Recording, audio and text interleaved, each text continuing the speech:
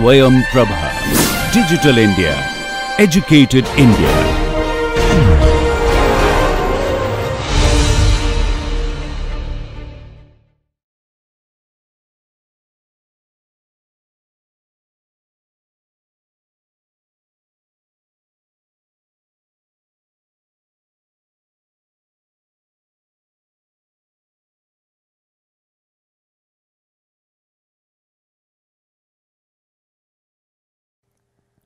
নমস্কার, আমি ডক্টর মধুমিতা আচার্য আরেকটি লেকচার নিয়ে এসেছি এই লেকচার সিরিজে। ভারতীয় চুক্তি আইনের বিভিন্ন বস্তু আমরা এখানে আলোচনা করছি। আজকের যে বিষয়টা নিয়ে আমরা আলোচনা করব সেটি একটি খুব দরকারি উপাদান যখন আমরা চুক্তির বিষয়ে ডিসকাশন করি। চুক্তি করার জন্য যে বেসিক একটি জিনিসের প্রয়োজন সেটা হলো গিয়ে কনসেন্ট বা সম্মতি। সম্মতি ছাড়া চুক্তি কোনোদিনই সম্ভব নয়। এখন সম্মতি যেটাকে আমরা ইচ্ছে বলি, অনেক সময় অনেক ব্যক্তি বিভিন্ন কারণে ইচ্ছেটি প্রকাশ করে, অনেক সময় স্বেচ্ছায় করে, অনেক সময় এমনও দেখা গেছে যে কনসেন্ট বা সম্মতিটা যেটা দেয়া হয়েছে এটার মধ্যে বিভিন্ন কারণ থাকে, যে কারণের জন্য ওরা ওদের ইচ্ছেটা প্রকাশ করে। মানে যখনই কোনো বেআইনি রাস্তা দিয়ে বা কোনো জোর জবরদস্তি করে কারো ইচ্ছে নেওয়া হয় তখন সেই সম্মতিটাকে আমরা স্বাধীন সম্মতি বলে বলতে পারি না। আর একটি লফুল কন্ট্রাক্টের জন্য বা একটি আইনবদ্ধ চুক্তির জন্য consent should always be a free consent. তো আমরা এই লেকচারের মধ্যে চেষ্টা করব সম্মতি বা কনসেন্টের ভেরিয়াস জিনিস বুঝার, আর সম্মতির যেগুলি ফ্যাক্টর সম্মতিকে ডিস্টার্ব করে বা আমরা বলতে পারি যে সম্মতির ইফেক্টটাকে ইম্প্যাক্টেড করে ওইগুলি বিষয় নিয়েও আমরা কথা বলবো। সম্মতি হলো কনসেন্ট। এখন কনসেন্ট বলতে আমরা কি বুঝি? এটি হলো যে কোনো চুক্তির সবচেয়ে মৌলিক উপাদান। আমরা বলতে পারি যে যখনই দুটি ব্যক্তি কোনো একটা জায়গায় ওদের মনের মিল হবে তখনই চুক্তি সম্ভব। মনের মিল বা যেটাকে কনসেনসাসও বলা হয় অর মিটিং অফ মাইন্ডস বলতে আমরা কি বুঝি? যখনই দুজন ব্যক্তি যে কোনো একটা জিনিসের মধ্যে একভাবেই একমত হন তখন আমরা বলতে পারি যে তাদের মন মিলেছে আর চুক্তি সম্ভব। উদাহরণ আমরা নিতে পারি, যখন এ বিকে কোনো প্রস্তাব দেয় আর প্রস্তাবের ধরন কি হবে, প্রস্তাবের ইফেক্ট কী হবে সেটি পুরোটাই বিয়ের জানা আছে, আর বুঝে যদি বি তাতে সম্মতি দেয় তখনই আমরা বলতে পারি যে এদের মধ্যে কোনো এগ্রিমেন্ট বা চুক্তি সম্ভব।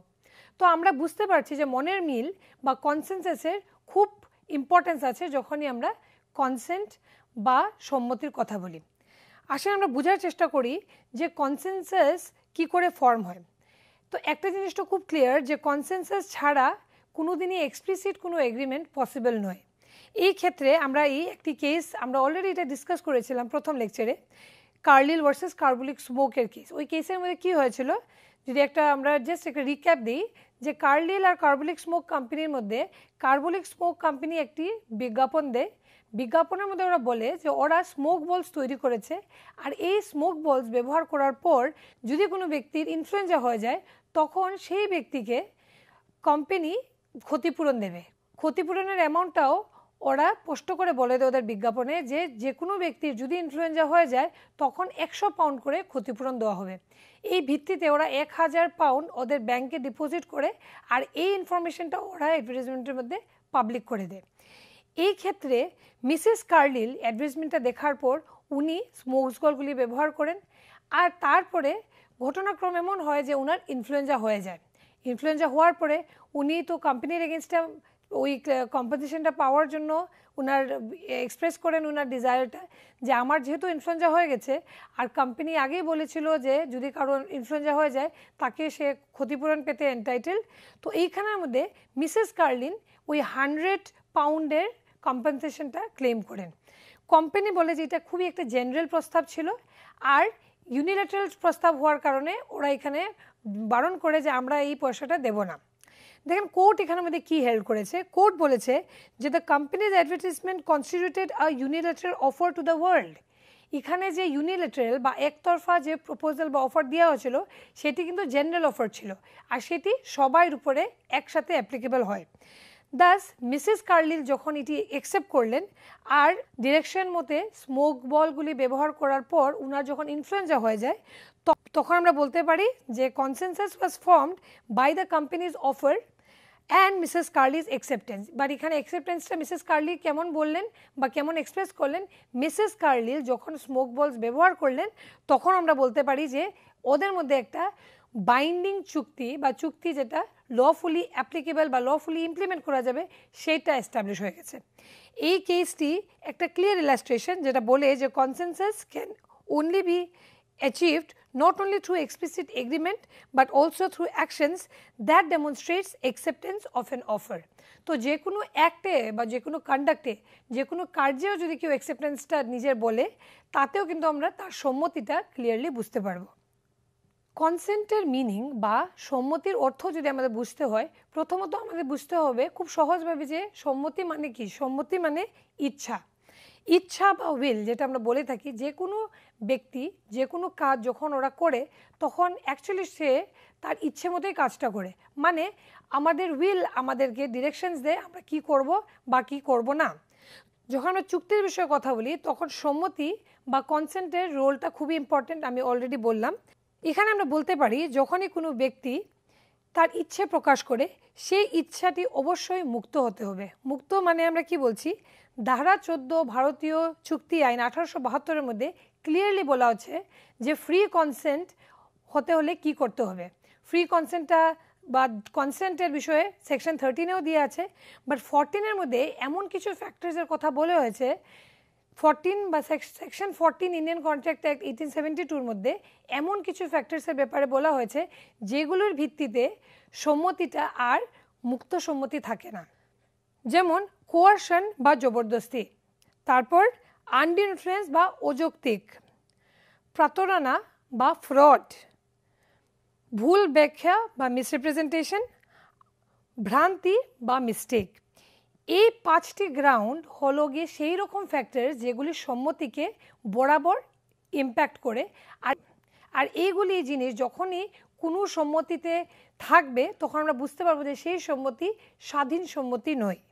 এই ক্ষেত্রে সম্মতি বোঝার জন্য আমরা একটি কেস এখানে রেফার করছি। কেসটির নাম হলো রঙ্গনাকমা ভার্সেস আলভারেজ সেট্টি, 1889-এর জাজমেন্ট ছিল। এই কেসের মধ্যে কি হয়, রঙ্গনাকমের হাজব্যান্ডের ডেথ হয়ে যায়। মরণের পর উনার হাজব্যান্ডের যখন ওরা মানে ক্রিমিশনের কাজ করবে তখন উনার রিলেটিভসরা উনাকে থ্রেট করে যে যদি মহিলা একজন বাচ্চা যেদেরকে ওরা বলছে তাকে যদি অ্যাডপ্ট না করে তাইলে ওরা ওনার স্বামীর শেষ কাজটা করতে দেবে না। এখানে মহিলা চাপে পড়ে সেই সম্মতিটা দেন আর অ্যাকর্ডিংলি অ্যাডপশনটাও হয়। বাট এখানের মধ্যে আমরা বুঝতে পারছি যে অ্যাডপশন যেটা হয়েছে সেটি কিন্তু যে কনসেন্ট দিয়ে হয়েছে মহিলার, সেই কনসেন্টটা জবরদস্তি নেওয়া হয়েছিল বা কোয়ারশন ছিল এখানের মধ্যে। কোর্ট এখানে বলেছে যে since the consent was obtain under undue influence and coercion it was not a free consent. তো আমরা বুঝতে পারছি কোর্ট এখানে ক্লিয়ারলি বলেছে যে এই রকম সম্মতি কোনোদিনই স্বাধীন সম্মতি হতে পারে না। সেকশন 14 অফ ইন্ডিয়ান কন্ট্রাক্ট অ্যাক্টের মধ্যে এটি একদম ক্লিয়ারলি লেখা আছে যে সম্মতি সবসময় ফ্রি কনসেন্ট হতে হবে for a contract to be valid. তার জন্য এইখানে আমরা বলতে পারি যে অ্যাডপশন যেটি হয়েছিল সেটি ইনভ্যালিড ছিল। এই কেসটি ক্লিয়ারলি একটা ইলাস্ট্রেশন যেখানে বুঝতে পারছি আমরা যে কন্ট্রাক্ট ভ্যালিড হওয়ার জন্য কনসেন্ট বা সম্মতিটা ফ্রি থাকা উচিত, আর এই ফ্রি এর জন্য it should not have been impacted by factors like coercion, undue influence, fraud, misrepresentation বা মিস্টেক।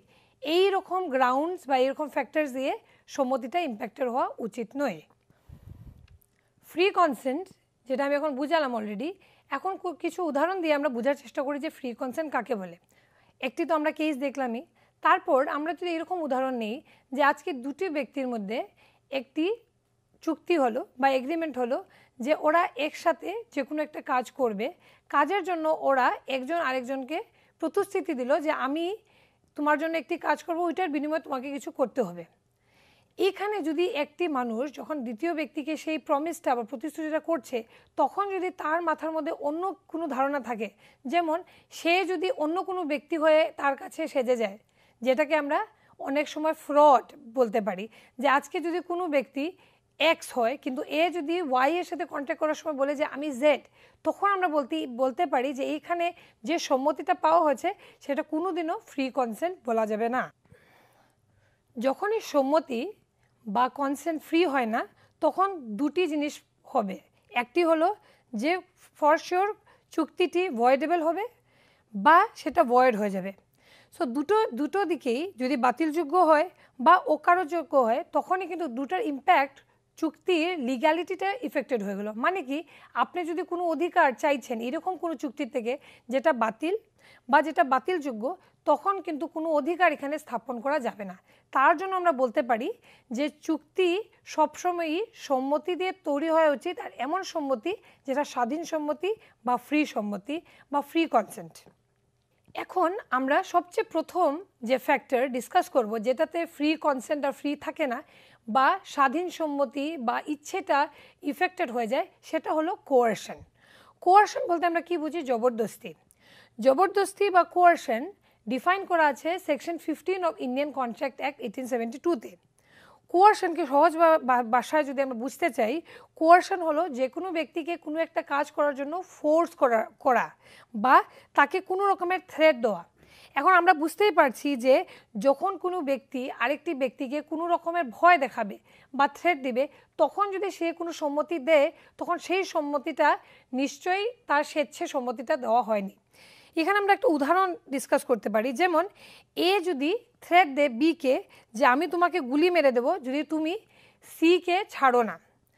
এখন এইখানে যদি সি কে এ ধরে রেখেছিল বিকজ সি একটি চোর আর সি চুরি করেছে, আর এখানে পুলিশকে খবর দেওয়া হয়েছে, পুলিশ আসার আগে যদি এরকম কোনো পরিস্থিতি দাঁড়িয়ে যায় যে তার উপরে বা প্রাণের উপরে কথা চলে এসছে, ও নিশ্চয়ই তাকে ছেড়ে দেবে।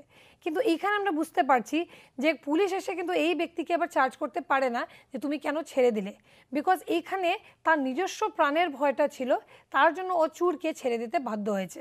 মানে চুর আর চুরের সাথে অনেক সময় এটা করে থাকে যে ওরা যখনই চুরি করতে যায় ওদের কাছে ওয়েপেন্স থাকে, পিস্তল থাকে। আর রিজন ইজ দিস, যে যদি কোনো অবস্থায় ওরা ধরা খায় তখন অন্যদেরকে ওরা ভয় দেখিয়ে পালিয়ে আসতে পারবে। বাট এখানে আমাদের বুঝতে হবে যে এই রকম পরিস্থিতিতে যদি কোনো মানুষ নিজের স্বেচ্ছাতে যদি তাকে ছাড়ে, তো আমরা সেই স্বেচ্ছাটাকে আমাদের বুঝতে হবে যে স্বেচ্ছাটা কি করে দেওয়া হয়েছে।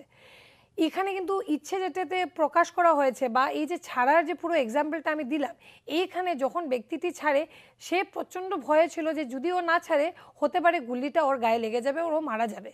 তো এইখানে আমাদের বুঝতে হবে যে কোয়ারশনটা কিভাবে কাজ করে। কোয়ারশন আমরা বলতে পারি যে যখনই একটি ব্যক্তি আরেকটি ব্যক্তির এগেনস্টে কোনো রকমের ফোর্স সৃষ্টি করে বা কোনো রকমের ভয় দেখিয়ে দেয় যে আমি তোমার এগেনস্টে কোনো একটা করতে পারি যেটাতে তোমার কোনো ক্ষতি হয়ে যাবে, সেই ভয়ে যখনই আমরা কোনো কাজ করি তাকে কোয়ারশন বলা হয়। আর সেকশন 19 অফ ইন্ডিয়ান কন্ট্রাক্ট অ্যাক্টে ক্লিয়ারলি বলা আছে যে when consent to a contract is caused by coercion, the contract is a contract void at the option of the party whose consent was so given. মানে কি, যেহেতু আমরা বুঝতে পারছি একজন ব্যক্তির কনসেন্টটা কোয়ারশন বা জবরদস্তিতে নেওয়া হয়েছে, তার জন্য তার কাছে কিন্তু সেই ডিসক্রিপশনটা সবসময় থাকবে যে পরবর্তী সময় যখন সে বলতে পারবে বা এক্সপ্রেস করতে পারবে যে আমার এই কনসেন্টটা ফ্রি কনসেন্ট ছিল না, সে কিন্তু কনসেন্টটা সরিয়ে নিতে পারে। ঠিক আছে, বা আমরা এরকম বলতে পারি যে যেহেতু এটা জবরদস্তিতে হয়েছে তখন সেই চুক্তিটা ভয়েড হয়ে যাবে। প্রথমে যদি লিগেলও ছিল, তখন পরবর্তীকালে যখন সেটা বোঝা যাবে বা জানা যাবে তখন সেটি ভয়েড হয়ে যাবে। ভারতীয় চুক্তি আইন 1872-এর সেকশন 15-এর মধ্যে আমরা বুঝতে পারছি যে ক্লিয়ারলি বলা আছে যে জবরদস্তির অর্থ দণ্ডবিধির এগেনস্টে কোনো কাজ করা, বা আমরা বলতে পারি আমাদের ভারতের মধ্যে বা যে কোনো দেশের মধ্যে দণ্ডবিধি থাকছে। যেমন ইন্ডিয়ার মধ্যে ইন্ডিয়ান পেনাল কোড এতদিন কাজ করছিল, দণ্ডবিধি বলতে আমরা বুঝতাম। এখন উইথ দ্য রিসেন্ট অ্যামেন্ডমেন্ট ভারতীয় ন্যায় সংহিতা চলে এসছে 2023-এ।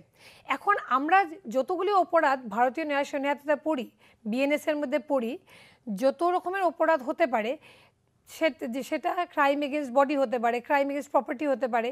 তো এখানে আমরা একটা জিনিস ক্লিয়ারলি বুঝতে পারছি যে যে কোনো মানুষকে যদি এরকম কোনো ক্রাইমের জন্য যদি কোনো কনসেন্ট দিতে হয়, বা যদি এরকম বুঝি যে কোনো মানুষকে যদি আনলফুল ডিটেনশন বা যে কোনো একটি অপরাধের ভয় দেখানো হয়, যেটি আমাদের প্যানেল লজের মধ্যে দিয়ে আছে, তখন এই ভয়ে যখন অন্য কোনো ব্যক্তি অন্য কোনো কাজ করে দেবে, তাকে আমরা বলতে পারি যে সেই কাজটি অ্যাকচুয়ালি কোয়ারশন থেকে হয়েছে বা জবরদস্তি হয়েছে।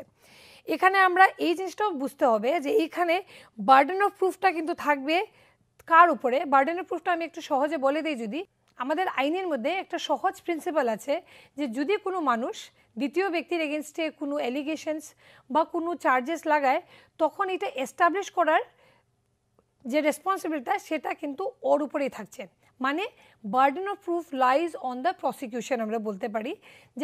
যেহেতু আমি বলছি যে এ চোর, তো আমারই কোর্টের মধ্যে এটা প্রুফ করতে হবে যে এ চোর, মানে সব এভিডেন্স আমার আনতে হবে। এখানে আমার বলতে আমি কি বোঝাচ্ছি, মোস্টলি কি হয়, যার এগেনস্টে কোনো অপরাধ হয় তাকে স্টেট রিপ্রেজেন্ট করে, ঠিক আছে। তো এখানে যেহেতু স্টেট রিপ্রেজেন্ট করছে, তো আমরা বুঝতেই পারছি যে burden of proof will be on the prosecution, মানে গভর্নমেন্ট লয়ার যিনি থাকবেন উনার যথেষ্ট এভিডেন্স দিতে হবে এখানে বোঝানোর জন্য যে সেই ব্যক্তিটি এরকম কিছু করেছে। বাট আমরা কন্ট্রাক্টের ক্ষেত্রে কি বুঝতে পারি, in case of কোয়ারশন the burden of proof in case of coercion the burden of proof will rest on the party who takes the defense of coercion. Burden of proof is heavier on him as mere possibility or suspicion does not amount to coercion in the eyes of law. তো আমরা বলতে পারি যে consent influence যদি হয়ে যায় কোয়ারশন থেকে, তখন সেই ব্যক্তিটি কোর্টের মধ্যে প্রুফ করতে হবে যে এরকম কোনো কোয়ারশন ছিল তার উপরে। কিছু উদাহরণ দেখে নিচ্ছি কোয়ারশন বোঝার জন্য। যেমন উদাহরণ সমেত ভিনের একটি গাড়ি আছে, রঘু ভিনের কাছে অ্যাপ্রোচ করে আরও 2-3টি মানুষের সাথে, আর ওদের হাতের মধ্যে একটি গান থাকে। এখন ভিনে গান পয়েন্টের মধ্যে তার গাড়ির পজিশনটা তুলে দেয় রঘুর হাতে। এখানে আমরা বলতে পারি এই যে গাড়িটা তুলে দেওয়া হয়েছে সেই কনসেন্টটা কিন্তু মিউচুয়াল কনসেন্ট বা ফ্রি কনসেন্ট না, সেই কনসেন্টটি দেওয়া হয়েছে because of কোয়ারশন। কোয়ারশন was of the gun point. দ্বিতীয় এক্সাম্পল কি দেখি আমরা, এক্স যদি থ্রেটেন করে ওয়াইকে যে যদি ওয়াই তার ঘর কম দাম দিয়ে তাকে না বেচে, তখন সে তাকে মেরে ফেলতে পারে। এই ক্ষেত্রে আমরা বলতে পারি যে এই প্রাণের ভয়ে সে কম দামে যে ঘরটা বেচলো, যেটা অ্যাকচুয়ালি লজিক্যালি একদমই ঠিক নয়, এখানে আমরা বলতে পারি যে কোয়ারশনের জন্য এই জিনিসটি হয়েছে। কোয়ারশন বোঝার জন্য আমরা এখানে একটা কেস রেফার করছি। কেসটির নাম হলো চিক্কাম মমিরাজু ভার্সেস চিক্কাম শেষম্মা। এই কেসের মধ্যে কি হয়, একজন ব্যক্তি উনার বাচ্চা ওর ওয়াইফকে থ্রেট করেন যে আমি সুইসাইড করে ফেলবো যদি তোমরা এই সম্পত্তিটা আমার ভাইয়ের ফেভারে লিখে না দাও। এইখানে ওরা তদ্রুপ ওইটাই করে, কিন্তু যখন এই মামলাটি কোর্টে যায়, অনারেবল কোর্ট কি বলেছে, অনারেবল কোর্ট বলছে যে since the consent was not taken voluntarily the contract would be ভয়েডেবল।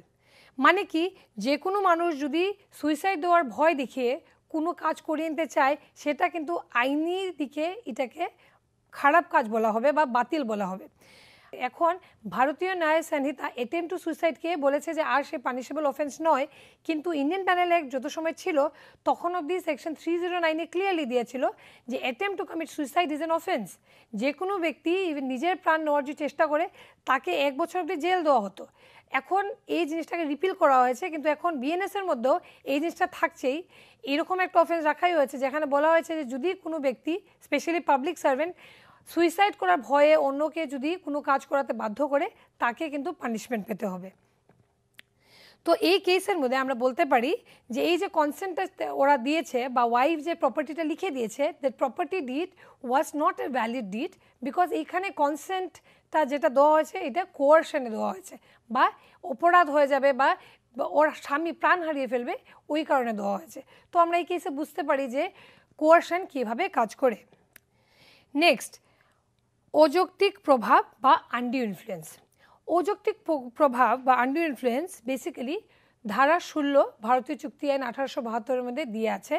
সেটি হলো দ্বিতীয় ফ্যাক্টর যেটি সম্মতিটিকে ইফেক্টেড করে, বা যেটার পরে সম্মতিটা আর ফ্রি কনসেন্ট বা স্বাধীন সম্মতি থাকে না। এখন আনডিউ ইনফ্লুয়েন্স বলতে আমরা কি বুঝি?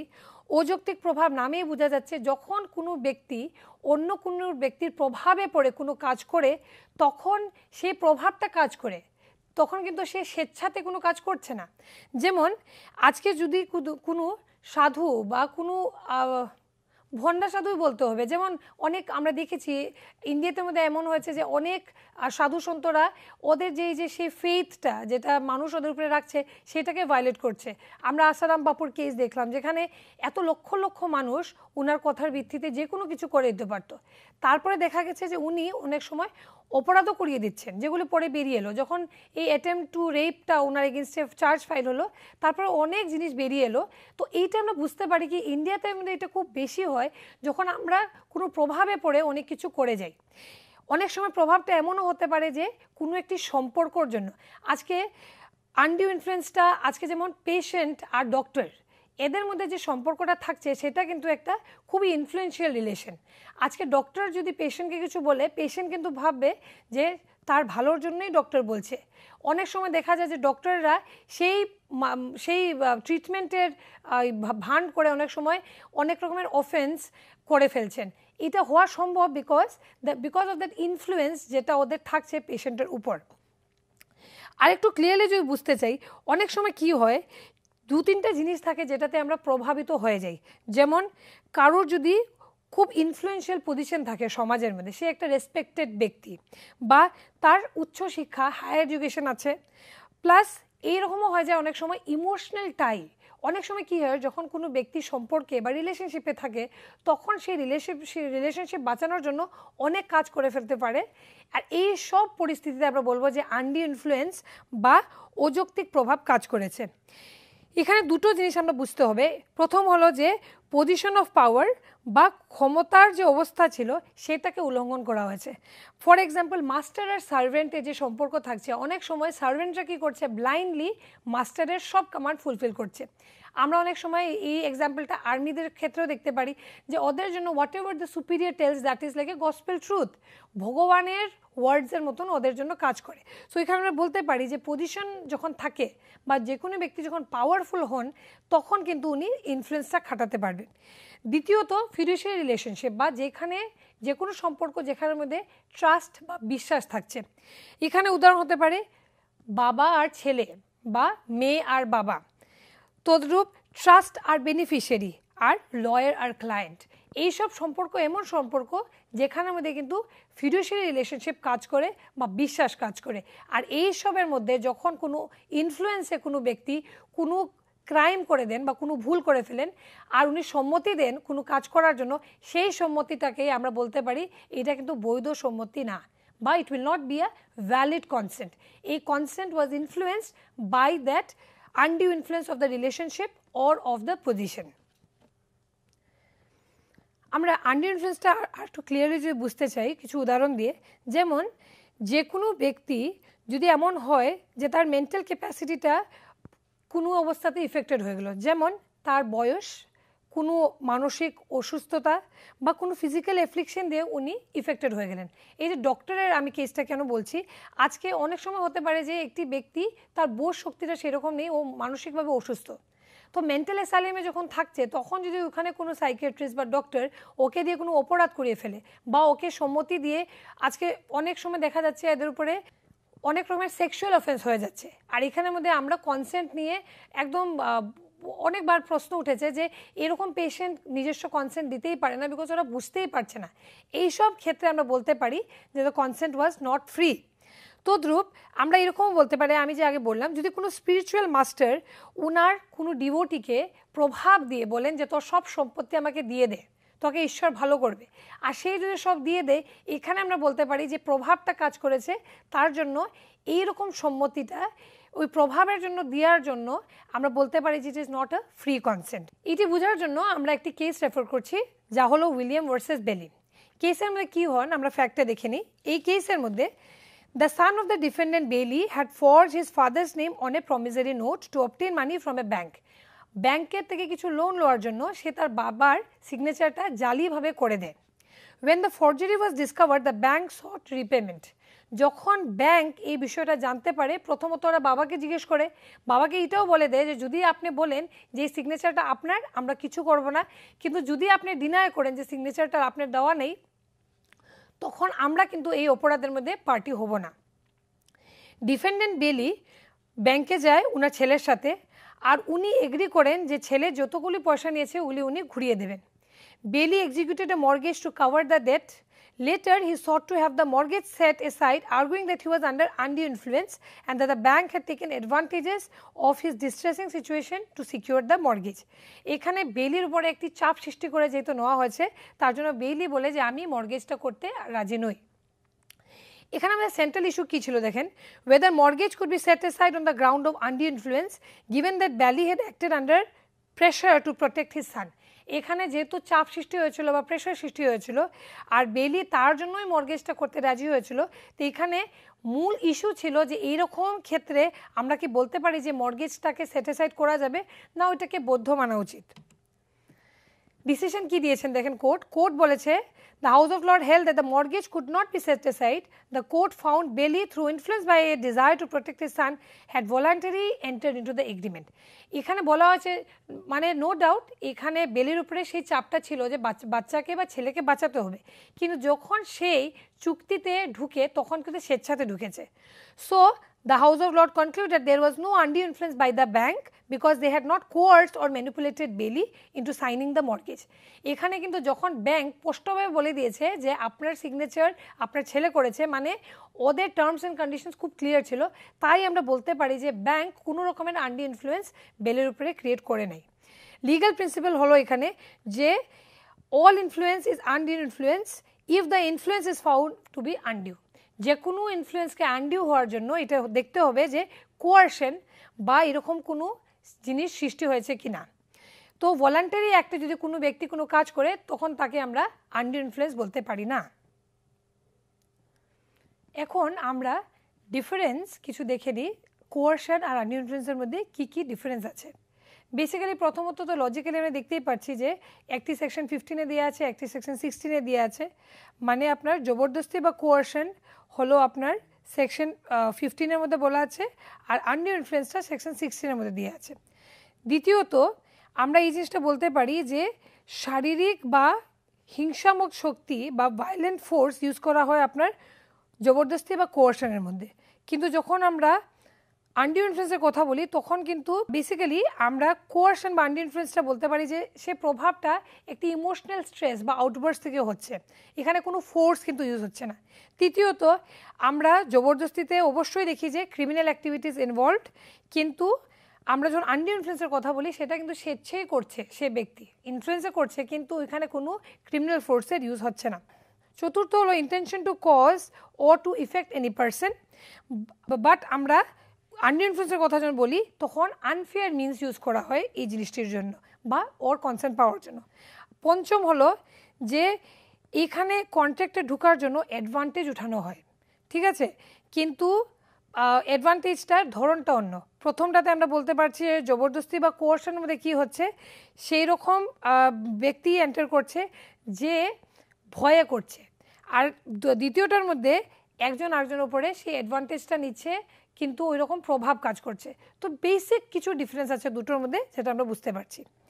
নেক্সট, প্রতারণা বা ফ্রড। ফ্রড বলতে আমরা কি বুঝি, সেকশন 17 অফ ইন্ডিয়ান কন্ট্রাক্ট অ্যাক্টের মধ্যে ফ্রডের ব্যাপারে বলা আছে। ফ্রডের উদ্দেশ্যটা হলো যে জালিয়াতি করে কোনো একটা বিষয় অ্যাকমপ্লিশ করা বা কোনো একটা ব্যক্তির সম্মতি পাওয়া, কিন্তু ওইখানে পাওয়ার সেই মেকানিজমটা কিন্তু জালিয়াতির থ্রুতে করা হয়েছে। আমরা এটা বলতে পারি যে basically fraud is an act of intentional deception with an intent to give unlawful advantage or gain to the offender or on the other hand to deprive the victim of his rights. যে ব্যক্তিটি অধিকার বা ওর right থাকা উচিত তার অধিকার কিন্তু উল্লঙ্ঘন করা হচ্ছে, আর যে ব্যক্তিটি করছে সে কিন্তু প্রতারণার মাধ্যমে সেটা করছে। তো এই বস্তুটি সেকশন 17-এর মধ্যে ক্লিয়ারলি বলা আছে। আমরা কিছু কম্পোনেন্টস অফ ফ্রড দেখে নিই, তখন আমরা আরও ক্লিয়ারলি বুঝতে পারবো যে অনৈতিক বা বেআইনি কাজ করলে কিভাবে সম্মতি নেওয়া যায়। কম্পোনেন্টস অফ ফ্রডের মধ্যে আমরা দেখতে পাচ্ছি যে কী কী হলে যে কোনো ফ্যাক্টরকে আমরা প্রতারণা বা ফ্রড ছিল বলতে পারি। প্রথমত, যদি কোনো ব্যক্তি ডিসক্লোজ করে না কোনো ইনফরমেশন আর ইচ্ছেতে করে না, মানে সত্যিটা তার জানা আছে কিন্তু তাও সে বলে না, disclosing information without ascertaining the truth, জানা সত্ত্বে সত্যিটা ও যদি চেপে যায় তখন আমরা বলতে পারি this is component of fraud বা প্রতারণা। দ্বিতীয়ত, there should be an active confidentiality of information. Active confidentiality বলতে আমরা কি বুঝতে পারছি? when one party with a legal obligation withholds some information. দেখেন অনেক সময় কি হয়, যখন চুক্তি করতে আমরা যাচ্ছি দুজন ব্যক্তি, তখন এটি কিন্তু আমাদের রেসপন্সিবিলিটি বা দায়িত্ব থাকছে যে আমরা দ্বিতীয় ব্যক্তিকে স্পষ্টভাবে সব বলা উচিত। আমরা যদি ইন্টেনশনালি কোনো একটা জিনিস ডিসক্লোজ করি না, তখন আমরা বলতে পারি যে আমরা অ্যাকচুয়ালি ফ্রড করছি। তৃতীয়ত, if a promise is made without intention of performance, যখন কোনো প্রতিশ্রুতি করা হয় কিন্তু এই প্রতিশ্রুতিটি ফুলফিল করার কোনোদিন কোনো ইন্টেনশন থাকেই না, মানে ম্যাক্সিমাম টাইম তো আমরা বলে থাকি যে promises are made to be broken, বা এটা কন্ট্রাক্টে যদি আমরা বলি যে কোনো ব্যক্তি প্রমিস বা প্রতিশ্রুতি করছে বা দিচ্ছে কিন্তু তার ইন্টেনশন ছিলই না, তখন আমরা বলতে পারি this is also a component of fraud. আর লাস্টলি আমরা বলতে পারি যখন কোনো কেয়ারলেস বা ভেগ স্টেটমেন্ট বলা হচ্ছে, যেমন এমন একটি স্টেটমেন্ট বলা হলো যেটা সত্যি হতে পারে না, sun rises in the West, এরকম কোনো একটা স্টেটমেন্ট বলে আমরা চাইছি যে এইরকম কোনো স্টেটমেন্টের উপরে সে বিশ্বাস করুক which is a universal truth. এই সব কম্পোনেন্ট মিলে আমরা বলতে পারি যে প্রতারণা বা ফ্রড কনস্টিটিউটেড হয়। নেক্সট, সেকশন 17 বোঝার জন্য আমাদের আরেকটি জিনিস বোঝা খুব প্রয়োজনীয়, সেটা হলো এলিমেন্ট অফ সাইলেন্স বা নীরবতার উপাদান। নীরব থাকা অনেক সময়ই বোঝা যায় যে আমরা ইয়েস বলছি বা আমরা সম্মতি দিচ্ছি।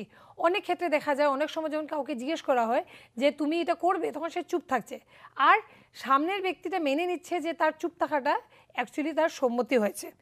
বাট ইন্ডিয়ান কন্ট্রাক্ট অ্যাক্টের মধ্যে সেকশন 17-এর মধ্যে কিছু কন্ডিশনস দিয়েছে যাতে আমরা বুঝতে পারি যে এই নীরব থাকাটা কি করে কাজ করে। সো প্রথমে আমাদের বুঝতে হবে যে নীরব থাকা সব সময় ভালো জিনিস নাও হতে পারে, মানে সব সময় নীরব থাকাটা সম্মতি নাও দেওয়া হতে পারে, বা নীরব থাকাটা কোনো কোনো সময় ফ্রডুলেন্ট কাজ করার জন্য হতে পারে। আমি জানি যে এই বিষয়টা আমি বলে দিলে তার ক্ষতি হবে, বা আমি জানি যে কোনো একটা জিনিস বলে দিলে সে ক্ষতি হবে না, আর আমি যদি বলি না, এইখানে আমার জানা সত্ত্বে না বলাটা কিন্তু বলা যেতে পারে যে আমি ফ্রড করেছি। আমরা বোঝার জন্য দুটো জিনিস বুঝতে পারি যে অনেক সময় it is our duty to speak, বা কথা বলা একটি দায়িত্ব হয়ে যায়। স্পেশালি আজকে আমি বলি একটা উদাহরণ সমেত, যদি একজন পলিটিশিয়ান যদি কোনো মঞ্চে গিয়ে বলে দেন যে একটি কোম্পানি একটা ফ্রড কোম্পানি বা এই কোম্পানিটা করাপ্ট, এখন তার একটি স্টেটমেন্টে তারপরে যদি উনি কোনো ক্লিয়ারিটি না দেন, এই স্টেটমেন্টের জন্য কোম্পানির অনেক বিজনেস হ্যাম্পার হবে। তাই আমরা বলতে পারি যে এই ক্ষেত্রে duty to communication is must. দ্বিতীয়ত, providing some information which has change the entire contract or entire deal. অনেক সময় কি হয়ে যায়, কিছু কিছু জিনিস হয়ে যায় এমন যেটাতে চুক্তি যেটা আগে হতে পারে কোনো অসুবিধা ছিল না, ভবিষ্যতে অসুবিধা হবে। উদাহরণ আমরা নেই, আজকে একটি রিয়েল এস্টেট এজেন্ট যদি থাকে আর সে যদি তার কোনো প্রপার্টি বেচছে বিকে, তারপরে কোনো একটা ন্যাচারাল ক্যালামিটি যেমন ফ্লাড বা আর্থকুয়েক হয়ে গেল আর ভূমিকম্পর জন্য অনেকটি প্রপার্টিটা ড্যামেজ হয়ে গেল, এখন কিন্তু তার দায়িত্ব হলো গিয়ে সে চুক্তি হওয়ার আগে এই বিষয়টা খুলে বলুক, না বললে আমরা বলতে পারি এইখানে সাইলেন্ট অ্যামাউন্টেড টু ফ্রড।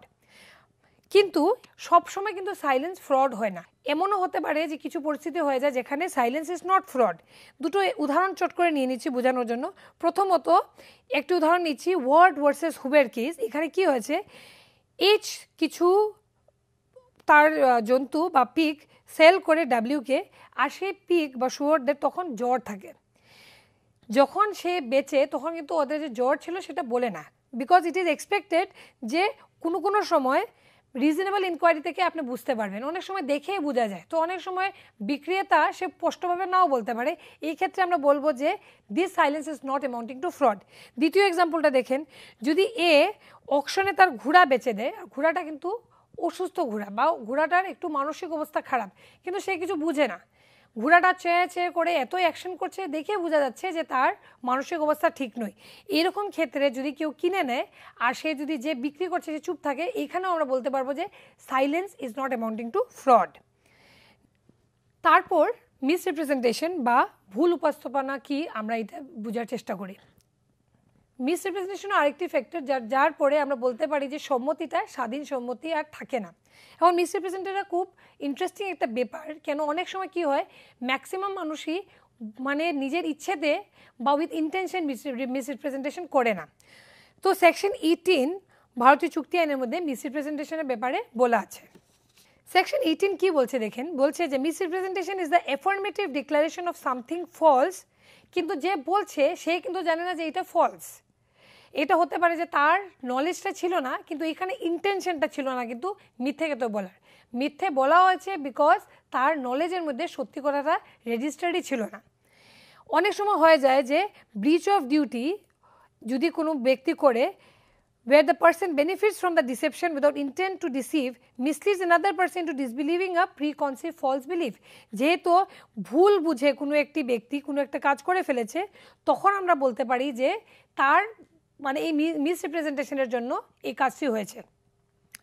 এখানে একটি উদাহরণ যদি আমরা নেই, ফর এক্সাম্পল যদি একটা ফার্মেসির মধ্যে অনেক মেডিসিনস আছে আর একজন ব্যক্তি এক্সপায়ার মেডিসিনের সাথে ভালো মেডিসিনও রেখেছেন, আর উনি ভালো মেডিসিন বা ডেট থাকা মেডিসিন দেওয়ার জায়গায় এক্সপায়ার মেডিসিন যদি বেঁচে ফেলেন, এখানে কিন্তু মেডিসিনটা যদি কনজিউম হয়ে যায় আর যদি সে পরে দিকে বলে যে অ্যাকচুয়ালি এটা আমার ভুল হয়েছে বা আমি দেখিনি, দুটো জিনিস একসাথে রাখা ছিল, এখানে আমরা বলতে পারি it is one of the example of misrepresentation.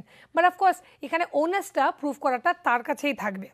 কিছু এলিমেন্টস অফ মিসরিপ্রেজেন্টেশন আমরা বুঝে নিই। এলিমেন্টস অফ মিসরিপ্রেজেন্টেশন বা ভুল উপস্থাপনার উপাদান কী কী। প্রথমত, there is an authorized claim when someone claims something to be true when it is actually untrue. সে একটি ক্লেম বা সে খুব মানে শিওর হয়ে বলছে যে জিনিসটা সত্যি কিন্তু অ্যাকচুয়ালি এটা সত্যি নয়, আমরা এটা বলতে পারি দিস ইজ মিসরিপ্রেজেন্টেশন। তার ফলে কি হচ্ছে, because of the circumstances involved in this type of misrepresentation, the person making the representation had no intention to deceive. যেহেতু এই ভুল বুঝাবুঝি হয়ে গেছে, মানে আমি জানি যে রামের অ্যাড্রেসটি হলো যে সে কলকাতাতে বসবাস করে, কিন্তু অ্যাকচুয়ালি রামের বাড়ি মুম্বাইতে। এখানে আমার কাছে যদি এই ইনফরমেশনটা ভুল আছে আর আমি যদি কাউকে ওইখানে পাঠিয়ে দিই, এখানে আমরা বলতে পারি যে I was misrepresented. They are still liable to the party they deceive believing they were deceived. এখানে কিন্তু একটা জিনিস দেখতে হবে, যদি কেউ মিসরিপ্রেজেন্টেশনে কোনো কনসেন্ট দিয়ে দেয় তখন কিন্তু সেটি ভয়েডেবল হবে, তখন ওইটি কিন্তু বাতিলযোগ্য হচ্ছে, মানে তখন ওই ইম্প্যাক্টটা কিন্তু ভ্যালিড হবে না। মিসরিপ্রেজেন্টেশন যেহেতু সম্মতিটা দিয়ে দিয়েছে একটা ব্যক্তি একটি ভুল উপস্থাপনায়, তখন আমরা বলতে পারি সেই ভুল উপস্থাপনার জন্য কনসেন্ট আর ফ্রি কনসেন্ট থাকছে না। একটি এক্সাম্পল নিয়ে নিচ্ছি যে এ তার ঘোড়া বেচছে বিকে, আর এর কাছে কিন্তু কোনো নলেজ নেই যে ঘোড়াটির সাউন্ড মাইন্ডেড না, সে জানে কিন্তু ঘোড়াটি সাউন্ড মাইন্ডেড, কিন্তু দেখা যাচ্ছে যে ঘোড়াটি অ্যাকচুয়ালি অসুস্থ। পরবর্তীতে যখন সে ডিসকভার করছে, এসে যদি বলছে, এখানে আমরা বলতে পারি যে যেহেতু নলেজটা ছিল না, তো আমরা বলতে পারি যে this is an example of misrepresentation. এখানে আমরা একটি কেস বুঝে নিই যাতে আমাদের আরও মিসরিপ্রেজেন্টেশনের ধারণাটা ক্লিয়ার হয়ে যাবে। কেসের নাম হলো Nuruddin and others versus উমরাবতী Bibi and others 1998। এই কেসটির মধ্যে কী হয়েছিল, plaintiff was a blind man and was misrepresented by his son who attempted to sell the property for insufficient consideration and the deed executed was held to be invalid and set aside. একজন অন্ধ ব্যক্তির ছেলে তাকে ভুল উপস্থাপনা দিয়ে একটি misrepresentation ওয়েতে সম্মতি নিয়ে নিয়েছে। এই ক্ষেত্রে কোর্ট বলেছে যে this is a case of fraud and misrepresentation. আর এখানে ডিফেন্ডেন্ট যে ডিডটি এক্সিকিউট করেছে প্লেন্টিফের প্রপার্টিতে, এইটা অ্যাকচুয়ালি ডিড অফ হাইপোথিকেশন বলা যাবে, বা এটাকে লিগালি আমরা এলিজিবল বলতে পারি না। এখানে আমাদের দুটো জিনিস বুঝতে হবে। প্রথমত, a vulnerable person due to his visual impairment has made this expression. এখানে যে কনসেন্টটি দিয়েছে সে ব্যক্তিটি তো ভালনারেবল, সে চোখে দেখতে পাচ্ছে না, তার জন্য সম্মতিটাকে আমরা ফ্রি কনসেন্ট বলতে পারি না। এখানের মধ্যে কোর্ট কি বলেছে দেখেন, দ্য কোর্ট হ্যাজ হেল্ড যে misrepresentation aspect of the case centers on the defendant's misrepresentation that the document being executed is a deed of hypothecation, a type of mortgage. এখানের মধ্যে অ্যাকচুয়ালি যে ডিডটি সাইন করেছিল প্লেন্টিফ, ইট ওয়াজ এ sale deed, যেটা transfer হয়ে যায় property হিসাবে প্লেন্টিফকে। তাই কোর্ট এখানে বলে যে misrepresentation was the material which induce the plaintiff to execute the deed, তার জন্য এইরকম প্রপার্টি লস অ্যালাউ করা যেতে পারে না। সো এখানে আমরা দেখতে পাচ্ছি যে কোর্ট ফাইনালি বলছে যে courts ruling was specifically based on misrepresentation, আর কোর্ট বলছে যে মিসরিপ্রেজেন্টেশন থাকলে নিড ফর কম্পেনসেশন এসে যাবে ওটার ভিতরে, যেহেতু প্রপার্টি এক্সচেঞ্জটা হয়ে গেছে। নেক্সট, মিস্টেক বা ভুল। মিস্টেক বা ভুল একটি খুব কমন শব্দ যেটা আমরা আমাদের ডেইলি লাইফে শুনেই থাকি। আমার এটা মিস্টেক হয়ে গেছে, আমার ভুল হয়ে গেছে। এখন চুক্তির মধ্যে ভুলটা কি করে কাজ করে আমরা দেখে নিচ্ছি।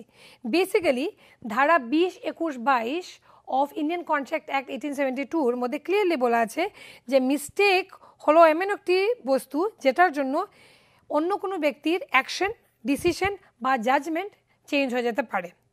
মিস্টেক দু রকমের হতে পারে, একটি হলো মিস্টেক অফ ল অ্যান্ড একটি হলো মিস্টেক অফ ফ্যাক্ট। এখন মিস্টেক অফ ল বলতে আমরা কি বুঝি?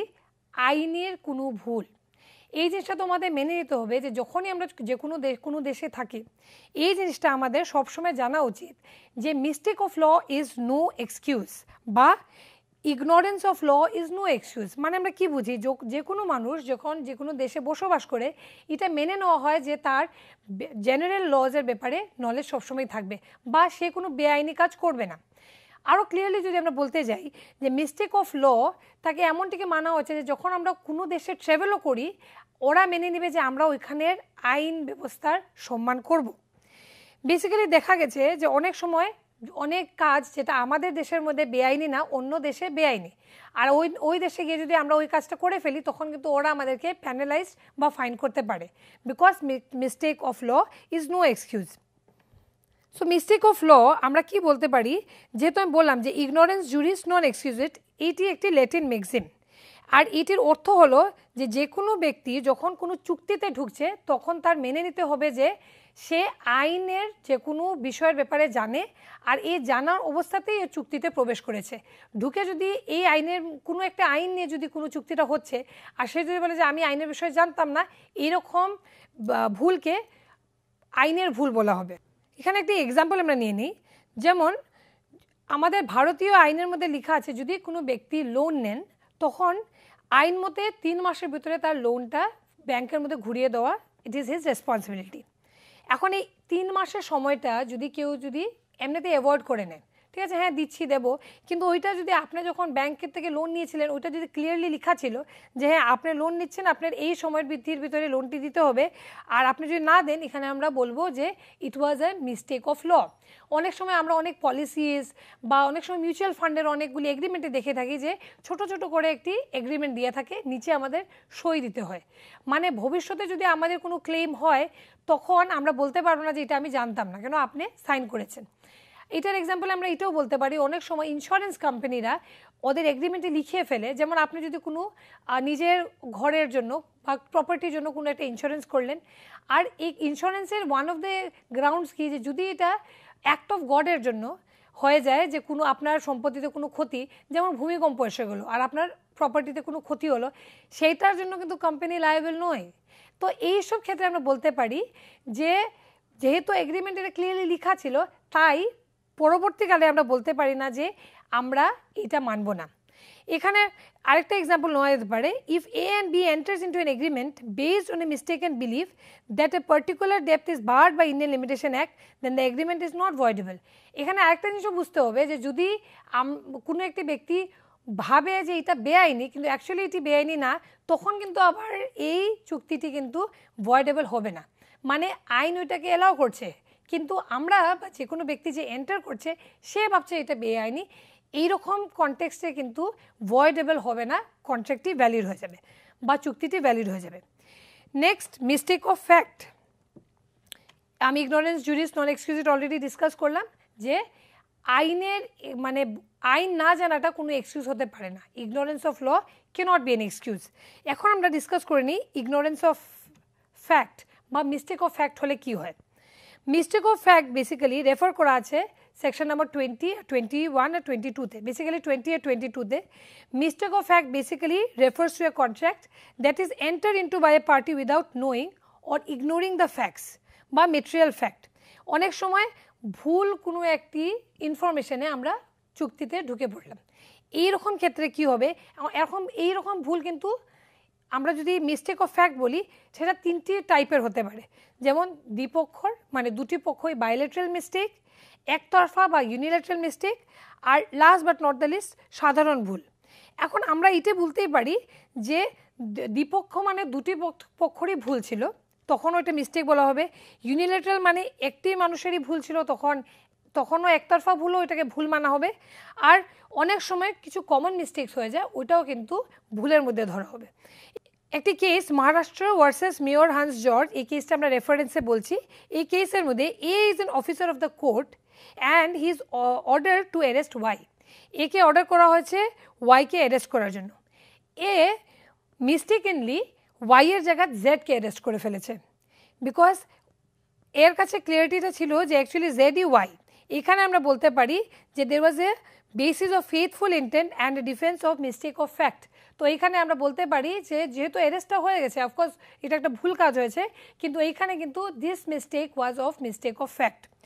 তো আমরা শেষে এটা বলতে পারি যে সম্মতি বা কনসেন্ট ছাড়া যে কোনো চুক্তির কোনো লিগ্যালিটি বা ভ্যালিডিটি থাকবে না। আর সম্মতি, আমরা এই লেকচারের মধ্যে অনেকগুলি ফ্যাক্টরস দেখলাম যেগুলিতে আমাদের সম্মতি ইফেক্টেড হয়ে যায় বা ইম্প্যাক্টেড হয়ে যায়।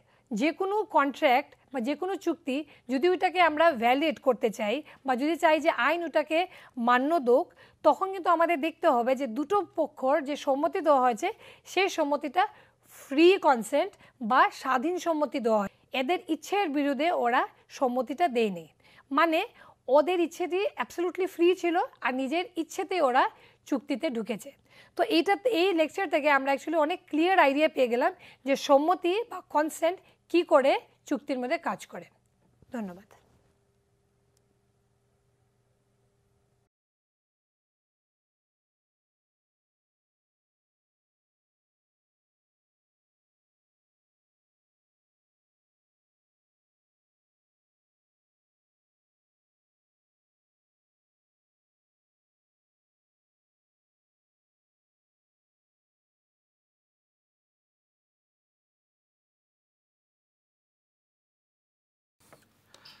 Hello and welcome to this piece of literary snippet.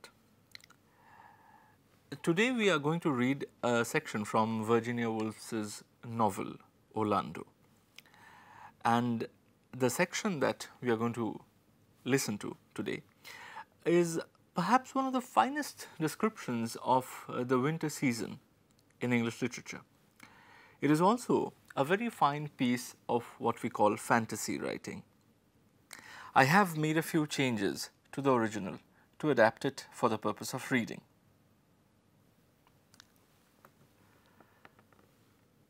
The Great Frost was, historians tell us, the most severe that has ever visited these islands.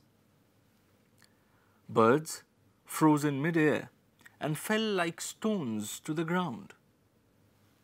At Norwich, a young countrywoman started to cross the road in her usual robust health and was seen by the onlookers to turn visibly to powder and be blown in a puff of dust over the roofs. The mortality among sheep and cattle was enormous. Corpses froze and could not be drawn from the sheets. It was no uncommon sight to come upon a whole herd of swine frozen immovable upon the road. The fields were full of shepherds, ploughmen, teams of horses, and little bird-scaring boys, all struck stark in the act of the moment. One with his hand to his nose, another with a bottle to his lips, a third with a stone raised to throw at the ravens who sat upon the hedge within a yard of him as if they were stuffed birds. The severity of the frost was so extraordinary that a kind of petrification sometimes ensued. It was commonly supposed that the great increase of rocks in some parts of Derbyshire was due to no eruption, for there was no eruptions.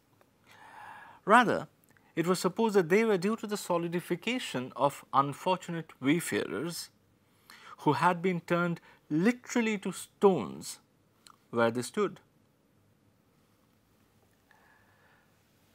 The church could give little help in the matter, and though some landowners had these relics blessed, the most part preferred to use them either as landmarks, scratching posts for sheep, or when the form of the stone allowed, drinking troughs for cattle, which purpose they serve admirably for the most part to this day.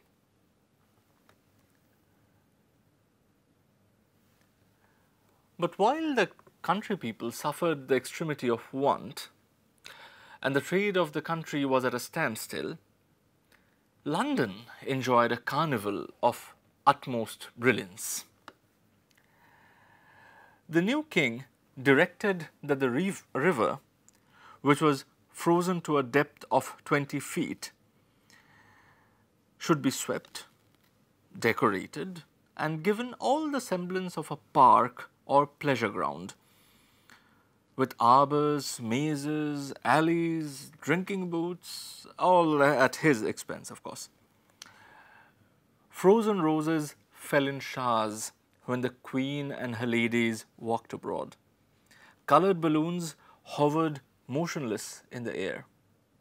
Here and there burnt vast bonfires of cedar and oak wood, lavishly salted so that the flame were of green, orange and purple fire.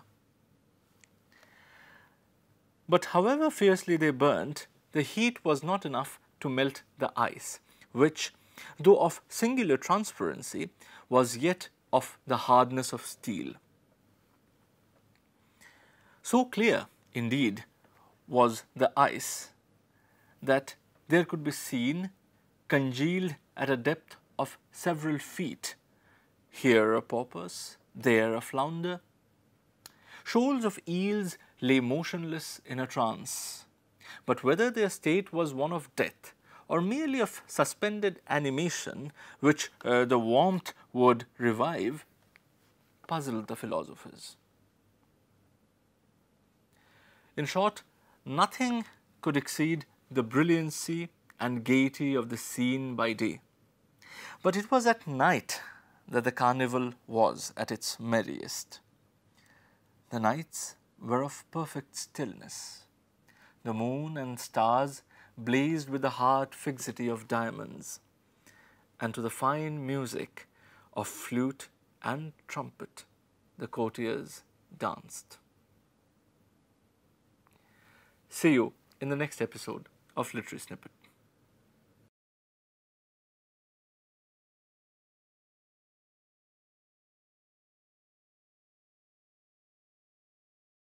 Hi, I'm Chitwan Lalji, a PhD student of Health Economics under the supervision of Dr. Debyan Pakrashi from the Department of Humanities and Social Sciences, IIT Kanpur. In one of my essays, I'm interested in understanding the relationship between consumption of fruits and vegetables and various health indicators. Health indicators, both subjective and objective health indicators like mental health, self-assessed health, various measures of blood pressure and various measures of cholesterol. Measures of blood pressure like systolic and diastolic BP, you have your incidence of high BP, MAP and incidence of high MAP. And as far as cholesterol is concerned, I have tried to concentrate more on total cholesterol, good cholesterol and incidence of high cholesterol. Now before I go on to what have been my major contributions and various policy implications, I would like to briefly tell you about the policy initiatives of WHO and various countries. The WHO, that is the World Health Organization, it started with a campaign of 5 a day. That is, you should have 5 portions of fruits and vegetables per day. That would be approximately, you could say, 400 grams of fruits and vegetables. Now, a portion, before we go further, I'll just tell you what exactly is a portion. One portion is equivalent to a medium-sized apple, or one small glass of fruit juice, which is approximately 150 milliliters, and maybe 3 teaspoons of vegetables. So, the WHO went with a 5 a day campaign, which was further taken up by various countries. Countries like UK, Netherlands, Germany, Norway, they adopted the 5 a day policy, while some went for expansionary dietary policies like France, Australia, Canada, Denmark. So, for example, Australia, it went for go for 2+5 policy, in which it said that you should consume 2 portions of fruits and 5 portions of vegetables per day. And USA went for a policy of fruits and vegetables more matters. That is, you must consume more and more fruits and vegetables. Now, irrespective of these expansionary dietary policies and dietary propagations, it has been found that only 28% of women and 25% of men, they actually meet the recommended dietary norms of 5 a day portion. So, the major contribution of my work is firstly to find an association between fruits and vegetables, whether there exists a relationship between fruits and vegetables and health indicators, and if they exist, whether due to heterogeneity in the data. So, I will be doing it according to age, by gender and by your weight.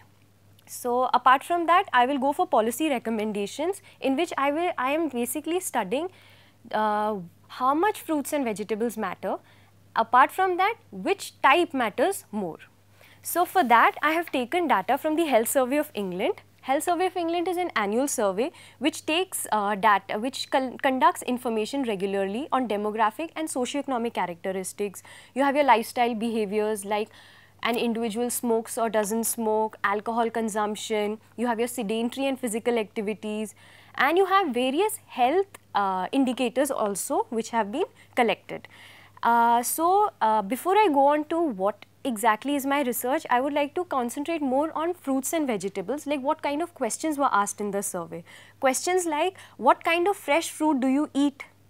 Did you eat any dried fruit yesterday? Don't count dried fruits in cereals, cakes.